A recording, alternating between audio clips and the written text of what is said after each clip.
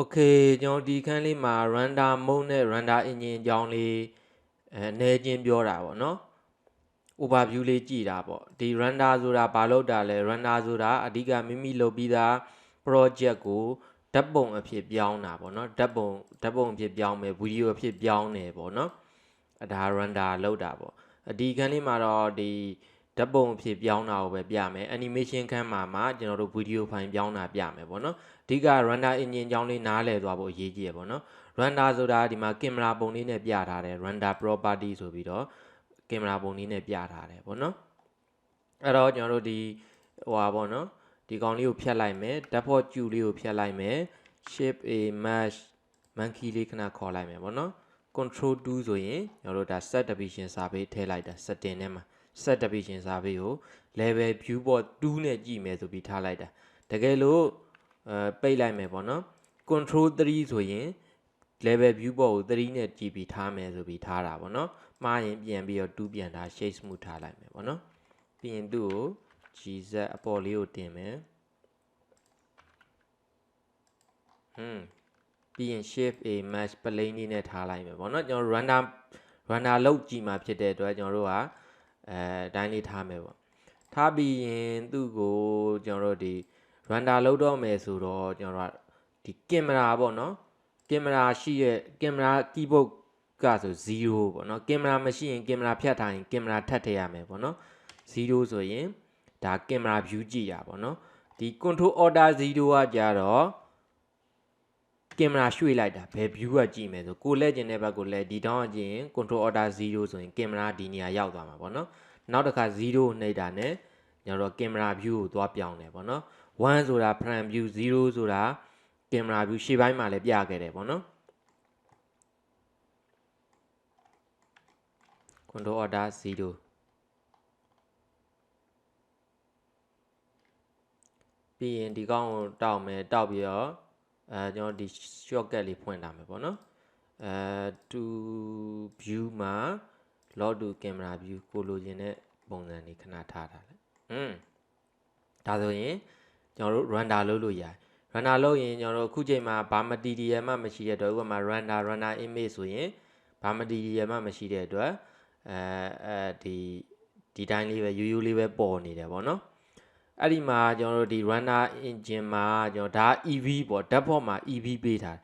EV ဆိုတာကကျွန်တော်တို့ဂိမ်းသမားတွေတော်ရုံဒီကာတွန်းကားလေးတွေဆိုလို့ရှိရင် EV နဲ့သုံးတယ်ပေါ့နော်သူကမြန်တယ်ခုတ်ရင်မြန်တယ်ပေါ့နော်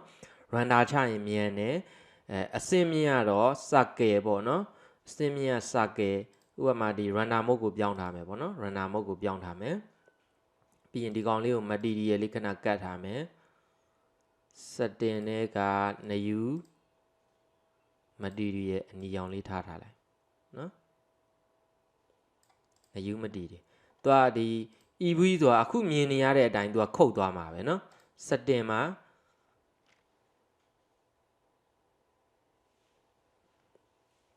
EV runner အတိုင်းလေးပေါ့နော်ပြီးရင် circle ကိုပြောင်းကြည့်မယ်circle ဆိုရင်သူကကြာမယ် noise တွေပါမယ်ပေါ့နော်noise ကိုဖျောက်လို့လည်းဖျောက်တဲ့နည်းလေးရှိပါတယ်เนาะအဲ့တော့ကျွန်တော်တို့ဒီ runner မချခင် circle တို့ EV တို့ဘာမှမလုပ်ခင်ပေါ့เนาะဒီ circle မှာဆို CPU လေးဖြစ်နေတယ်ပေါ့เนาะအဲ့ဒီမှာကျွန်တော်တို့ default အနေနဲ့ကျွန်တော် render မှာ edit မှာ preference ဒီကွန်ပျူတာကြီးကလည်းတော်တော်ယုံရတယ်ပေါ့เนาะ circle render မှာဆိုရင်အဲ့ဒီအတွက်ကျွန်တော်တို့ကဒီ system မှာဒီကူတာတဲ့ဟိုက NAND ဖြစ်နေမှာပေါ့နော် auto ဆို NAND ဖြစ်နေမှာကူတာတဲ့ဟိုဝင် G4 GD ဟိုပါပေါ့ဒါ graphic ကကျွန်တော်စက်မှာစိုက်ထားတဲ့ graphic ကလေးအမှန်ကြီးချစ်ပေးပြီးသားပေါ့နော်တကယ်လို့ CPU ရော GPU ရောသုံးမယ်ဆိုရင်နှစ်ခုလုံးကိုအမှန်ကြီးချစ်ထားလိုက်တကယ်လို့လုပ်ပြီးဆိုရင် CPU ရော GPU ရောချစ်ထားတာကကျွန်တော်တို့ဒီ circuit render မှာပိုမြန်မယ်ပေါ့နော်ဘာမှဒီတိုင်း view လေးပြောင်းလိုက်တာနဲ့ဒီမှာသူက32ရှိတဲ့နေရာမှာ7 16 19 18 32ဆိုတာဒီ viewport ကိုပြောတာပေါ့နော် viewport 30နဲ့ viewport သာ128ကြီးထားရင်ကျွန်တော်တော်တော်နဲ့ပြီးမှာမဟုတ်ဒီမှာ32ကိုစောင့် runner မှာကျတော့128ဒီတော့ကျွန်တော်တို့ဒါCPU ထားတာဒီကောင် GPU compute ဆိုပြီးတော့ပေးလိုက်မယ် GPU နဲ့ compute လုပ်တယ်ပေါ့နော်အဲ့တော့ CPU compute နဲ့ GPU compute ထားမယ်ထားပြီးတော့ render လေးခဏချကြည့်အောင် render image ဟောဒါကတော့ circle render ဟို OR ထက်ပေါ့နော် EV render ထက်ပိုကြည့်ကောင်းတာပေါ့နော်ဒါအခု slow 1မှာအခု slow 1လေးမှာကျွန်တော်တို့ပေါ့နော်EV render ချထားမယ်ပြီးရင်ဟိုပါဦး circle render ခဏချထားမယ် okay circle runner ချတာပြီးရင် slow 2မှာဘာမှမရှိဘူးပေါ့နော် slow 2မှာ EV ထားမယ် EV ထားပြီးတော့ render image ဒါဆိုရင် slow 1နဲ့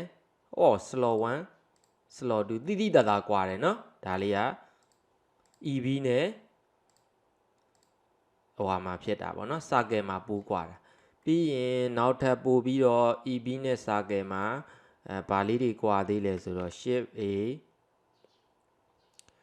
ကျူလေးတစ်ခုထည့်လိုက်မယ်ပေါ့နော် GZ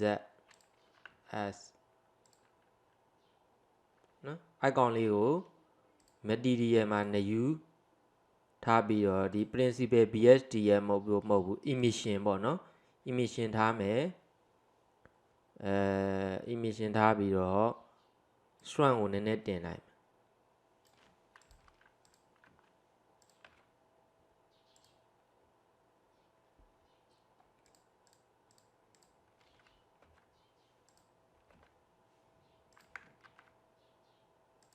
setting မှာ circle runner ထားလိုက်မယ်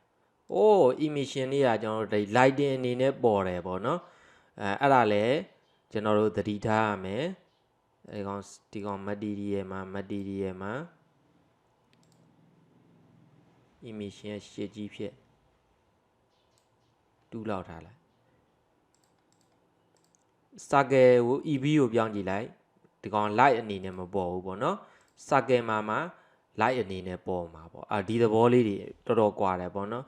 ဒီ wabi ဆိုတာကတော့ကျွန်တော်တို့အလုံးလုံးတဲ့ပုံစံအတိုင်းလေးပဲ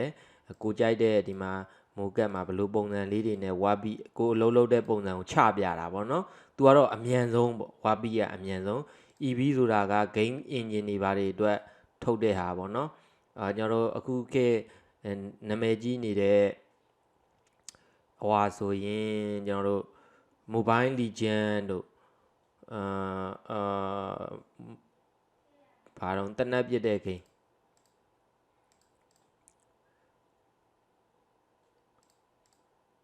အဲ့ဒီ gain တွေပေါ့နော် gain တွေတော်တော်များများကို EV နဲ့ခုတ်တယ်ပေါ့နော် circle runner ကကြတော့ photo realistic ပေါ့နော်ဓာတ်ပုံတွေတကယ် acid ပုံစံအတိုင်းလေးခုံလေးတွေကျွန်တော်တို့တချို့ဟာတွေအရန်လာတဲ့ဟာတွေရှိတယ်ဓာတ်ပုံရိုက်ထားတာလို့ထင်ရလောက်အောင်မှားလောက်တဲ့ကျွန်တော်တို့ဒီပေါ့နော် photo သမားတွေ photo creation တွေပေါ့နော် photo realistic တွေလုပ်ရင် circle runner နဲ့သုံးတယ်ပေါ့နော် okay ပါဒါဆိုရင်ကျွန်တော်ဒါကဒီခုတ်တဲ့အကြမ်းမြင်ပြီးပြီပေါ့နော်နောက်အခန်းမှာ circle runner ရဲ့အကျယ်လေးပေါ့နော် circle runner setting မှာဘယ်လိုတွေထားရင်ပိုကောင်းတယ်ဆိုတာကိုပြမယ်ပြီးရင် EV setting တွေပြမယ်ပြီးရင် wabi setting တွေပြမယ်ပေါ့နော်wabi setting နဲ့ EV setting ကတော့အတူတူတစ်ခါတည်းပြလိုက်တော့မယ်နော် okay ပါ